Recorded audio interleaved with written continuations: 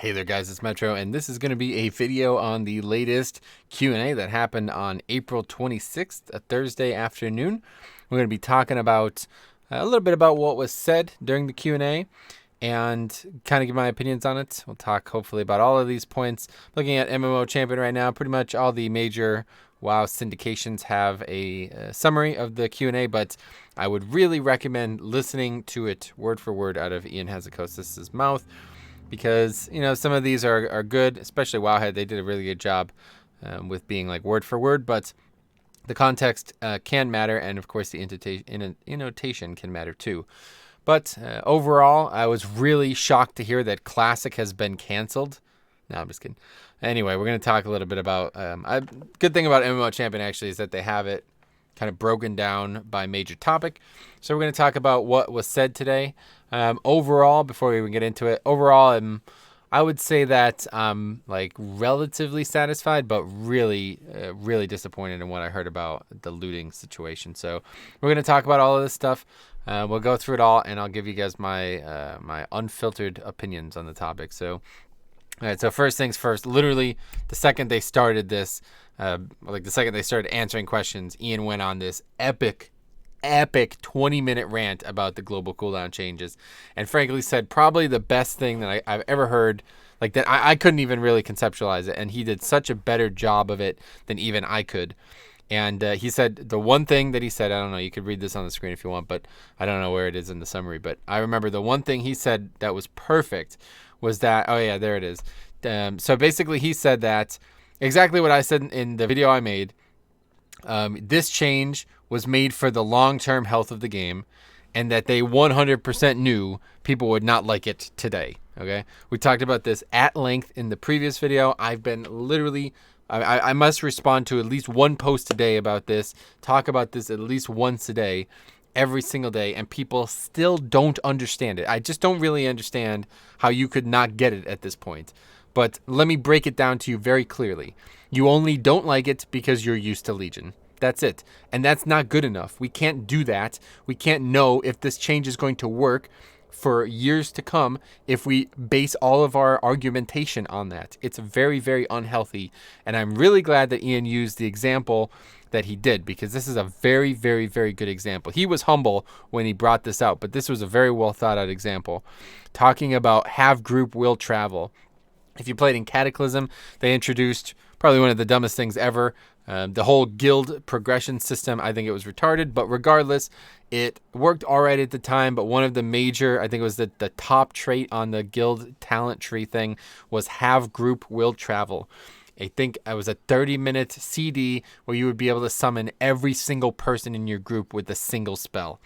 Arguably the single best example of how the game nearly killed itself, if you ask me. Everything that is wrong about the modern day World of Warcraft can be summarized by have group will travel. Effectively completely taking the player out of the MMO and just taking them from group to group, dungeon to dungeon. There was no cooldown on the person getting summoned.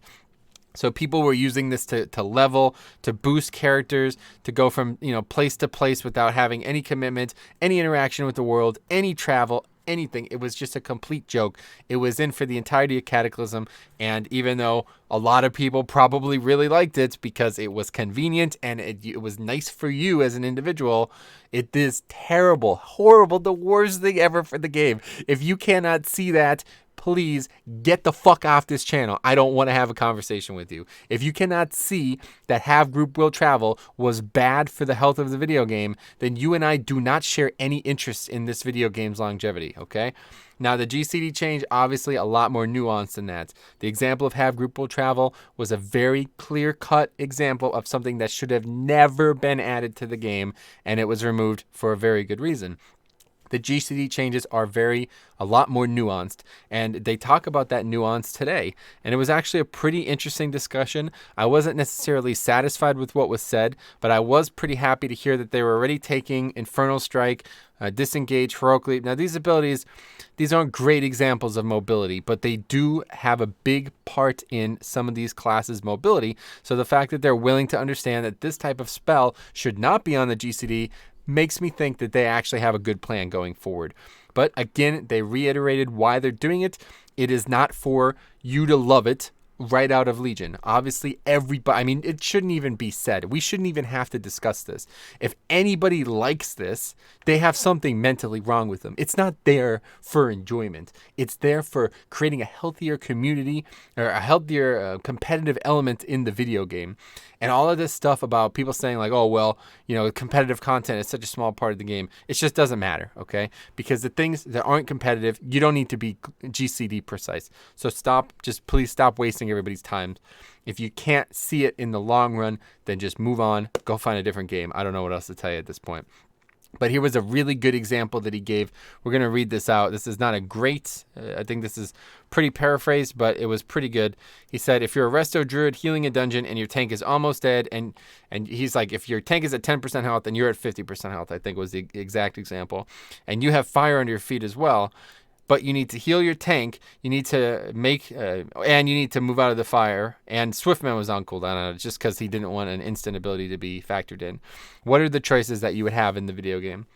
Well, you either stand in the fire, risk dying, and heal your tank to make sure he's alive, or you move out of the fire and use a very poor heal to kind of bridge the gap between both, or you use a utility, a mobility ability to get out of the fire a lot quicker and then heal the tank.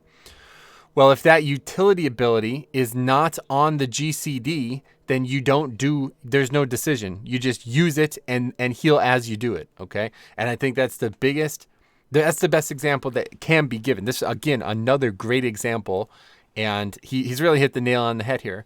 So if people still can't understand this, then again, I just don't think you're thinking about the game. You're thinking about you. You only care about how you perceive these changes. But this is not a change for the individual. This is a change for the entire game.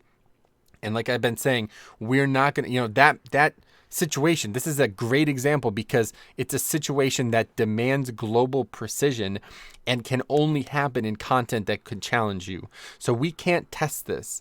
So the people saying, oh, it feels terrible on the alpha, all that's, or now beta, whatever. He already knew this. He said this 3 or 4 times in the discussion today. He's 100% aware, literally opens by saying, why would we ever make a change that people don't like or doesn't feel good? The answer is because it's not about you liking it. It's about the game liking it. And some people just don't want to think that way. They don't want to say, I want this game to be good 10 years from now. They don't care. They just really don't. They only want what's convenient for them. So it's totally understandable. I mean, that's human nature, frankly. And, I could totally understand why anybody would feel that way. But you have to distance yourself from that decision. You have to think, in 2 years from now, will you even remember that this was a thing? And frankly, they made a lot of changes coming off WoD into Legion. People said the exact same thing.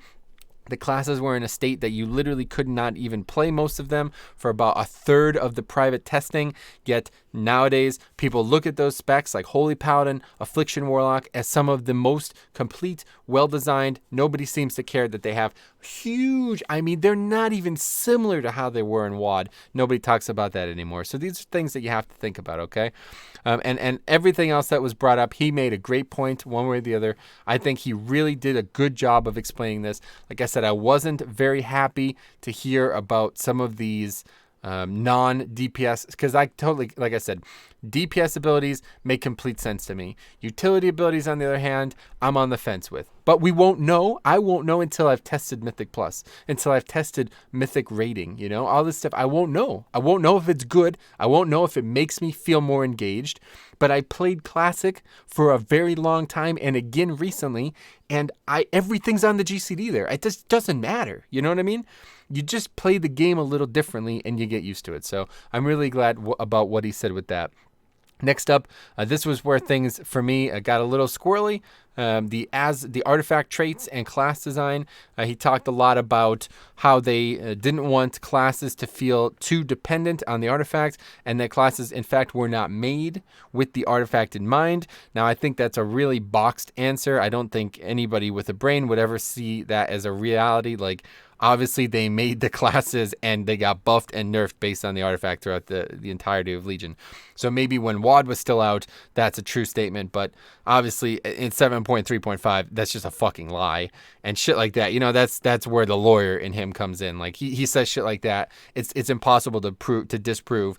but pretty obvious that it's not true. So that's kind of frustrating. But regardless, I think they've done a pretty decent job, not a great job, but a decent job of kind of shuffling in the stuff from the artifact and putting it into the kit. And he made a really good point, another one, saying that if they just took every single thing from the artifact and put it into the base class and then made more and did the same thing again, it's just going to get out of control. And I think the example was in 10.0, you would have like 50 pages of talents or, 50 pages of things that just modify spells, and the game would be out of control. So he's completely right. And again, you have to think in the long term. You cannot just sit here and say, well, compared to Legion, this sucks, right? Obviously it does. It's different. Nobody ever likes change. So I don't know what to tell you. But I think he made some good points, not great points on that. But either way, definitely better than I expected. I didn't know what I was going to hear from him, and I think he did a pretty good job with that. But anyway, he said the team is trying to get classes to a good base state where each expansion can add interesting abilities that will be left behind each expansion. And I think that's probably the take-home message here, is that they're trying to make... Basically, they talked a lot about this with the Azerite armor, but they're just trying to make kind of rotating playstyles that are interesting, and this is going to be difficult. So they can't just add them and then keep them forever. It's not possible, guys, all right? So you have to stop being so selfish with these changes, understand and be willing to try new things, and if you don't like the class that you're playing, then maybe it's time to play a new one. But for me, like I said, Blood DK has been even better. I think it's honestly better in Legion. If I had the same gear proportionately from Legion into BFA, like 980 item level equivalent in BFA, I think Blood DK would actually be better.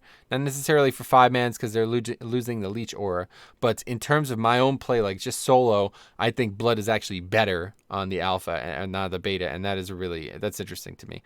And anyway, he brings up Azerite armor having hundreds of new traits that will let you customize your playstyle. So effectively, and I don't know why he doesn't try to reinforce this, but effectively they're taking what was good about legendaries and making it a lot more, a bigger part of the game, easier to get. You're not going to have to be sitting there fishing for legendaries all day, hopefully getting lucky. You're going to actually be able to know when and where these pieces are going to drop, and you'll be able to target them between 5-mans, raiding, etc. Now, we're talking about Azerite armor next. This is another extremely important part of this discussion. They talked immediately about being able to respec Azerite traits, not implemented, New York Institute yet, but it will be coming soon, as they say in the movies, and that's pretty cool. The goal here is for you to be able to change them if you make a mistake or change your role for a few weeks. So that out of the gate sounds really cool. And this part kind of, this is kind of scary to hear this part. You can reset all the choices on a piece of armor for a small gold cost. First of all, that's not a small gold cost. That's a trivial gold cost. And I don't know if he actually said 5 to 10 gold. I think this person is paraphrasing, but if it's not hundreds of gold, then it's just not a small gold cost. It might as well be free. But anyway, that ramps up rapidly the more often you use it. So that's cool. Cost is going to decay, just like something else that got brought up. He 1-to-1 compared it to Classic's talent system. Now, that talent system was like that in Classic, in the Burning Crusade, in Wrath of the Lich King, and in Cataclysm. Okay? So the fact that he said Classic, I don't know, maybe I'm reading too far into this, but this dude's got, Classic is on the mind there at Blizzard. And I don't know, maybe it's just because he's doing the QA, people are spamming it. I was really surprised to just hear the word. To hear the word Classic, I was thinking, oh man, maybe something's happening here. I don't know. But anyway, yeah, so the point here is you're going to be able to reset all that. Expansion, this was said, this is, again, people who are really confused about the game might think that Legion was not alt-friendly, but I totally understand the thing about being spec unfriendly, especially with relics and artifact thing in general, and I think it's subjective to say that the expansion is going to be friendlier for Legion than Legion for players that want to have multiple specs within the same class. So that's really good. Obviously, we already knew that, but a lot of people out there are really confused. I don't know how anybody could make some of the comments they make at this point, but and then, this was an interesting discussion. This is kind of what I brought up. The power level of a given legendary is higher than this. So this is a little bit, again, really poorly worded. Whoever wrote this, not really thinking critically on the topic. So basically what was said was, I think the question was comparing it directly to legendaries, okay? And The answer was that a single legendary is going to be stronger than a single Azurite trait. Okay, you may think an Azurite piece, but don't forget there's going to be 3 traits per Azurite piece, and there's going to be 3 pieces. So 3 times 3 is 7. So there's going to be at least 7 traits that you're going to be able to pick on your character, which is really cool. Now, comparing a single legendary, which you're only going to be able to wear 2. In the beginning, it was only 1 for a while. You're only going to be able to wear 2. That means that the Azurite armor will actually have a higher impact on your class. But of course, not all of them are going to be, transformative. But the good thing about it is you're going to be able to swap. And we learned today honestly, a little bombshell here. You're going to actually be able to stack them. Now, I didn't really think about that. I guess it's pretty obvious because otherwise it would be ridiculous if you got 2 pieces that had the same trait on it. But they're actually going to stack. And his example was the Pyro, the Palm Pyro, whatever, the Pyro Blast, whatever, I don't know, Fire Mage spell, whatever that spell's called. That ability, the bracers that modify it, legendary bracers, you could effectively have 3, if they did put that in as an Azurite trait, you could effectively have 3 of those, and then those 3 would definitely make it stronger than the single legendary from Legion. And this just, it just scatters the imagination, if you ask me. I am extremely excited to see how stacking the customization level that sounds like it's coming is going to be outstanding. We don't know if it's coming, but based on what he said, I am even more excited about this stuff than I was in the past. Island expeditions, essentially nothing said. Something really, really, really stupid that the fact that even people are talking about this makes me really lose hope in this community. They're calling the progression still artifact power, and his example was they were going to call it Azurite power, but people would still just call it AP, so he felt like there was no reason to change it. And people are talking about this like it's like I don't even want to get into this. But anyway, this was said during the island expedition that you're still gonna, and basically the take home for islands is that island expeditions will be the best way to get artifact power. If you want gear, you're not going to want to do islands as much. You're going to want to do Mythic Plus, maybe raiding, maybe buy an account off eBay like some of you guys do. Whatever you want to do, but in terms of AP, you're going to want to do islands. So that's kind of the point. And Laura even brought up, he's like, oh, this is good because you'll be encouraging multiple people to try multiple types of content throughout the entire expansion. Pretty much exactly what Legion was good at, and taking this further into WoD, no, that's not the name of the expansion. Taking it further into BFA is extremely good. PvP gear, this was an interesting one. We're going to talk about it more down here, but for up here, basically they said still going to be random awards, but there's actually going to be deterministic gearing in the conquest system. Now, I'm actually really excited for PvP. I don't PvP at all, like literally ever, but I do like to engage in world PvP now that I'm playing a class that could actually kill people. As a holy paladin, I had essentially no chance of ever killing anyone. It was basically them just bothering me. But now as a damage dealing, like a high damage dealing tank, I feel like I'm more engaged in PvP. So now's the time. I'm pretty excited for this. So there's going to be a weekly conquest cap. He says it's going to kind of emulate how the vendors used to be. And eventually you're going to get all the gear. And there's going to be some kind of catch up along the way. So what do I think about that? I don't PvP. But if I did, it sounds like it would be pretty cool. There's this the epic, they're calling it, I think, Epic Battlegrounds. There's actually a new queue on the Battle for Azeroth beta now that you can queue either for small battlegrounds or large ones, meaning the size of the group, not necessarily the width or the dimensions of the battleground itself. So the 40s, the 40-mans are going to be only two. You can queue for those if you have something mentally wrong with you or you clicked it by accident. And then everybody else is going to queue for the ones that take 10 minutes like a normal human being would do. So that's a really good thing, especially if, like you're blind or something like that and you click on the wrong one. Racials and rated PvP. This was something that was asked by maybe somebody who has some kind of fetish for not enjoying the video game. I'm not really sure. But yes, ratios exist for flavor and depth. They have no intention on removing that. Certainly not in PvP. Obviously, we saw pretty recently Tima's outlier racials. Arcane Torrent, every man for himself. Kind of confirms that Arcane Torrent staying this way. I guess it's totally understandable at this point. But yeah, if there's other outliers, let us know. So maybe we should tell them that Dark Iron Dwarf has 3 of the best racials in the entire video game, all in one class. Maybe that's or all in one race. Maybe that's a good idea, but I don't know. Power progression in PvP. Now, this set off a pretty heated discussion in my guild's Discord. I didn't get to follow along because I was at work when it was happening, so I'm not exactly sure what the points were being made, but effectively, and I think being too harsh on this is a bit of a misstep.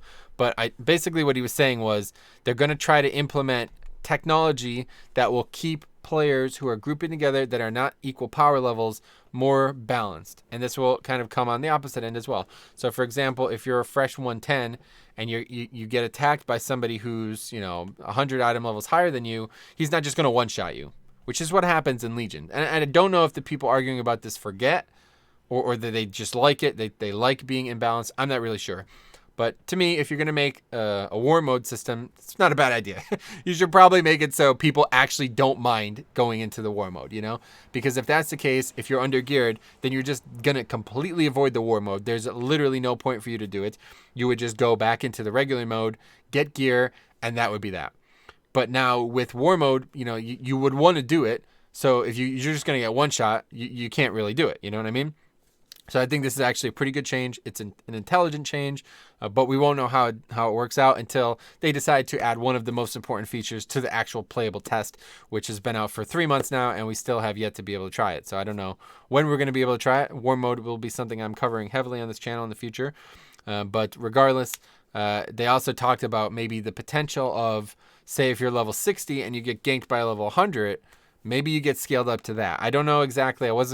I'm not engaged in this conversation heavily, and like I said, I kind of was skewed by the fact that a couple of people in my guild were discussing it quite heatedly.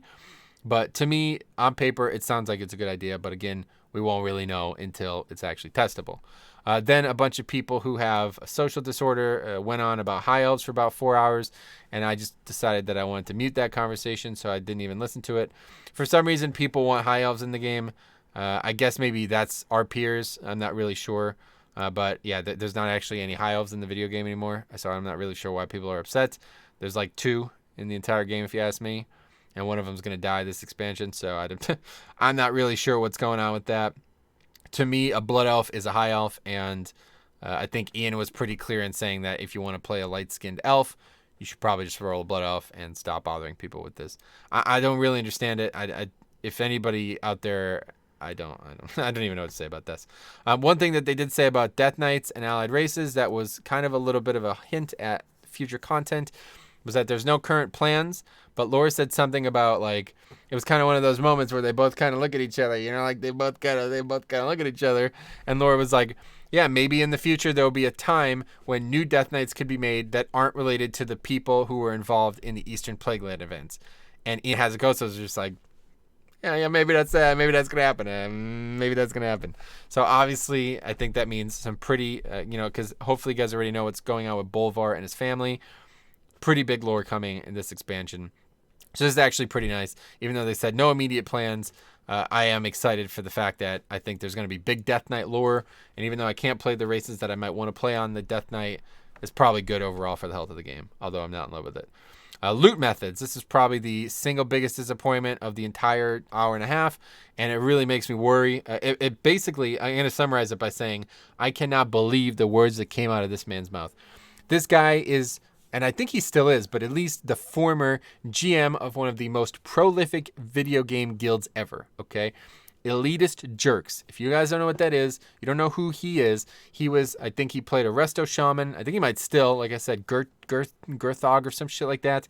He was the GM of the most prolific video game guild in my infancy, in this game. They may not have always been the best guild, the most progressed guild, the most serious guild, but they ran a community that was extremely potent, that featured a lot of the best players communicating and collaborating, and it was ran like a community of progressive-minded human beings, okay? He was the GM and the spearhead of it, presumably. I don't know much about his involvement in the forum and all that, but I think elitistjerks.com is still there, and from TBC through even mid-Cata, it was the go-to place. This was before Discords, all that. This was where you got your info, okay? This guy said, you deserve the loot for killing the boss. I don't even know how you could say that. What he said made me think that somebody else wrote this answer for him and he read it out loud, because it was like, dude, you could not possibly have gotten this far away from what you started at. I mean, it's been 10 years, I guess, so maybe I'm giving him too little credit or too much. I don't know, but it doesn't make any sense to me. This makes absolutely no sense. The personal loot changes, that now they're calling it there's no options to change loot. So first of all, let's talk about round robin getting removed, one of the biggest nerfs ever, and now they're going to remove free for all. what the fuck are we going to do? Anyway, so yeah, I don't know. The fact that they're removing all other options for loot and making the entire game personal, I could talk for another hour on this. I'm not gonna. This is already way too long as it is. I could make a whole nother video on this. I don't know if I even want to, because I'm just by getting upset about it, I'm already being a hypocrite. Because everything else I said, that people were overreacting to, I said, give it time. We have to learn. We have to see. We have to understand. But for this, there's not going to be any time. There's not going to be any learning. And I don't really think there's going to be any understanding. I think he just fundamentally doesn't understand what it means to lead a guild in 2018. I really do. Because and then this was kind of the part that this can't happen. You're literally going to kill progression rating if this is going to be how it is. Trading restrictions for loot will work the same way as they do now for the most part. Again, terrible paraphrasing, but it was basically something like that.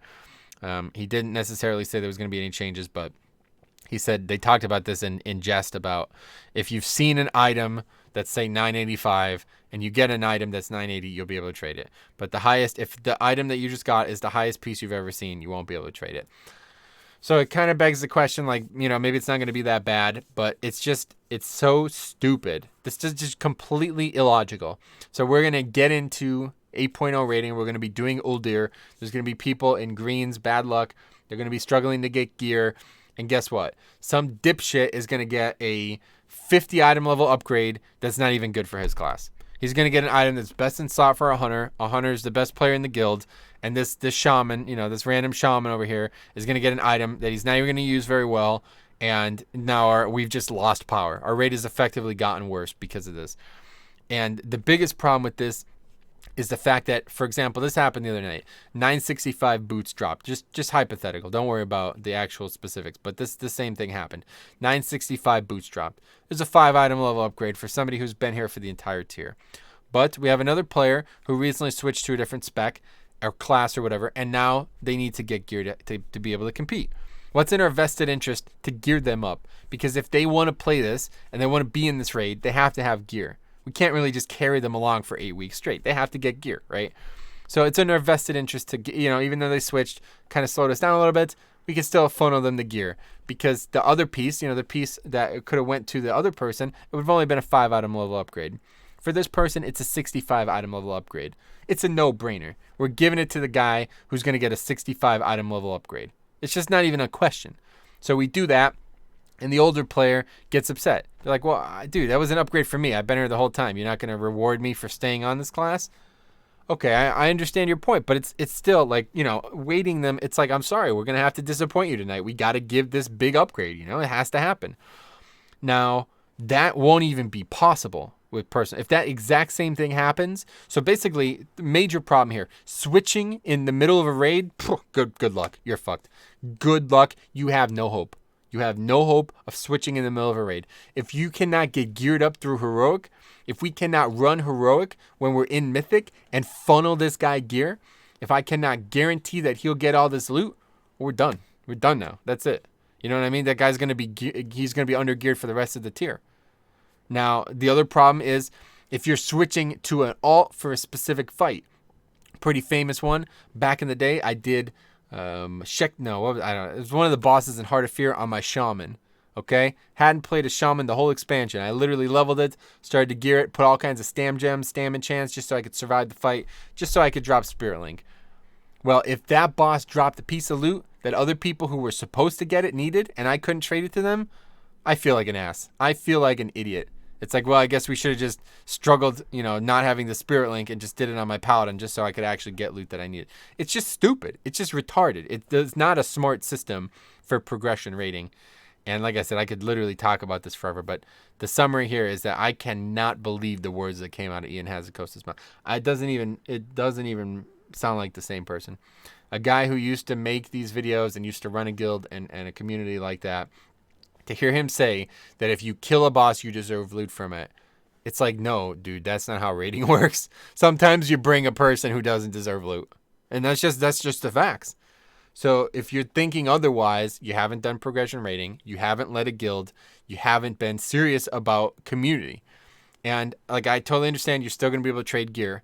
But if at any point in next expansion, we lose out on a big upgrade because somebody got if they had a 960 and they now got a 965, like I described, and it was a minor upgrade for them, but a massive upgrade for someone else, I just don't even want to think about that, because that's really that's unfortunate. That's the first thing I'm definitely disliking. I'm definitely not looking forward to about Battle for Azeroth. So anyway, we'll see. I guess I can make an entire video on that topic, but anyway, armor sets. This was actually a really cool thing. I'm really happy to hear about this.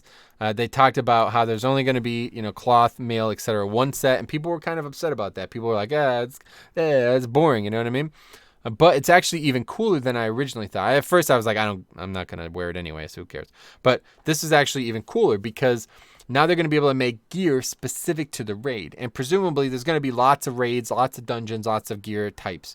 And this is really cool, because they said they'll be able to make, say, a Titan type cloth gear or a troll type cloth gear based on these dungeons, these raids, etc. And that's actually way cooler than just making tier sets. Making every piece of loot that drops its plate look like this tier set, it's actually pretty fucking stupid. And you don't realize it's stupid until you lose it. And I think this is a good thing. I think this is better overall.